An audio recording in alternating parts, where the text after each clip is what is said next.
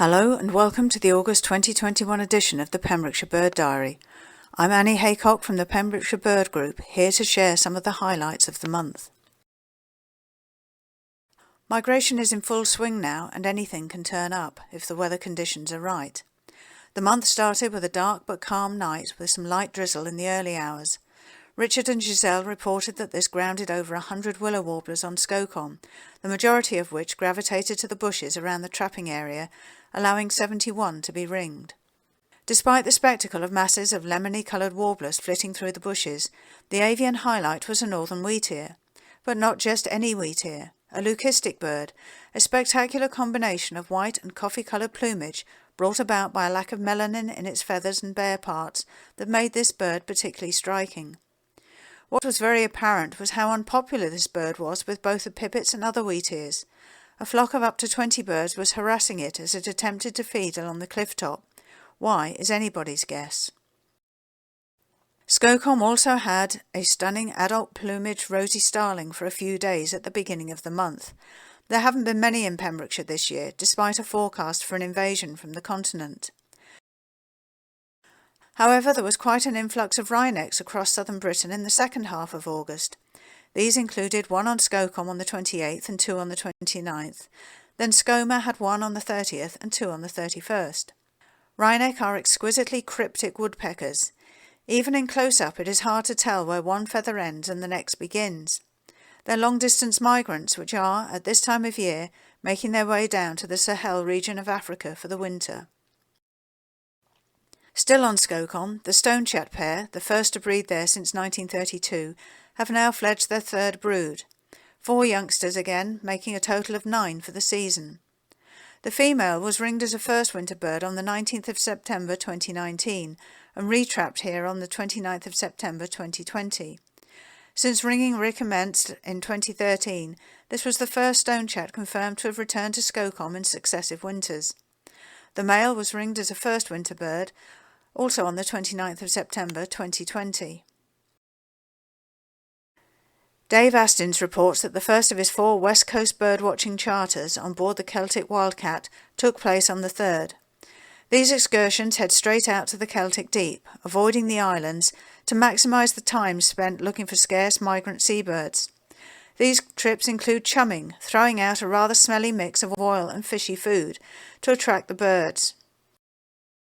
Conditions were perfect. The highlight was a single great shearwater which came to the boat when they were far offshore.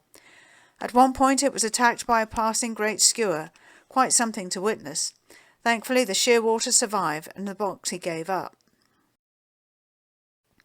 Other avian highlights included an Arctic tern, 8 storm petrels, at least 6 of which were definitely European, plus all the usual Pembrokeshire seabirds, Manx shearwater, gannet, puffin, guillemot, razorbill, fulmar, kittiwake, etc.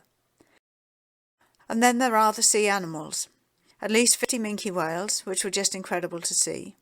Throw in rissos and common dolphin, harbour porpoise and ocean sunfish, and you certainly have a day to remember. Now Wilson's petrel was once a near mythical species, with just the occasional bird seen each year, often from dedicated pelagic trips from Cornwall or the Isles of Scilly. Sightings have become more frequent in recent years, with some trips recording double-figure counts, according to the BTO migration blog. One such bird provided the highlight of the last pelagic trip of the month, on the 29th, and the photographic evidence meant it could quickly be accepted by the rarities panel. It seems to be the 10th accepted record for Pembrokeshire. August marks the beginning of the Stromble sea watching season. The number and species seen there each year depends on the weather being suitable, i.e. winds that blow the birds close enough from the coast to be seen, and on people actually being at Stromble to see them.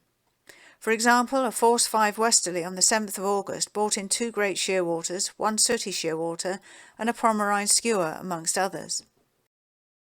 August and September are the prime months for sightings of rare shearwaters, and on the following day there was another sooty shearwater. Then there were 2 greats, 1 cories and 2 balearics, plus a grey phalarope passing by on the 10th, and a further 12 balearics were seen on the 15th. A black kite flew over Skoma on the 23rd, and then probably the same bird over White Sands the next day. This is the 4th record for Skomer and only the 6th for the county. Also on Skomer there was an icterine warbler on the 28th. With Grasholm stuck out in the back of beyond, we tend to think of it in terms of the gannet colony and a few other seabirds. However, being some 12 kilometres from the mainland, it is a solid refuge for small migrant birds moving through the Irish Sea, so any opportunity for humans to pass there in the migration season could be productive. On August 24th, a melodious warbler was recorded there, and on the 26th there were a handful of dunlin and a little stint, as well as reed warbler, whitethroat, spotted flycatcher and 3 willow warblers.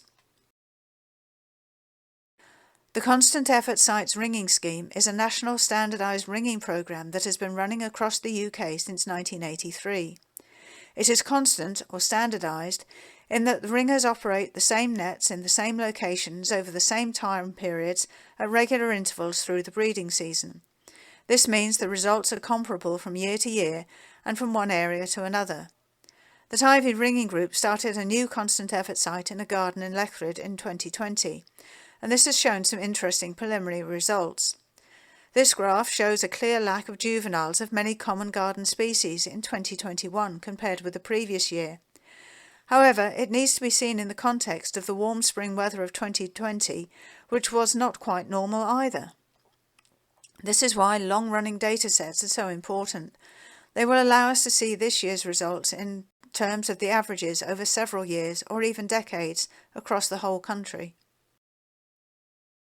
Another ringing study looks closely at reed warblers. Adult survival, the proportion of last year's adults returning this year, was pretty much as expected. In most years, a good proportion of pairs will produce 2 broods. However, the indications are that in 2021 very few birds did this. Probably the cold late spring meant that many birds just weren't in good enough condition to produce a second brood, and so went straight into moult and would soon be fattening up for the journey south. More evidence of the effect of poor weather can be seen when handling juvenile birds. The tail of this great tits shows a fault bar, a clear area of abnormal growth that is usually the result of poor nutrition. Probably there was a lack of food for a day or so when the weather was so bad that the parents couldn't forage effectively. Many people have commented on the lack of swallows and house martins this year. They have been around, just not in anywhere near the numbers we expect. The Tivy Ringing Group also comment on this. Amongst the birds caught at a relatively small roost gathering was a male that had been nesting in a garage 3 kilometres away. 2 days later he was seen again at the nest with a second brood. So perhaps he just happened to be feeding over the reed bed where he was caught. Still, a journey of 3 kilometres for food suggests a shortage somewhere. Or was he just taking a break from his fatherly duties? Well, that's a short reminder of August. Thank you for watching, and I hope you'll look out for the next edition.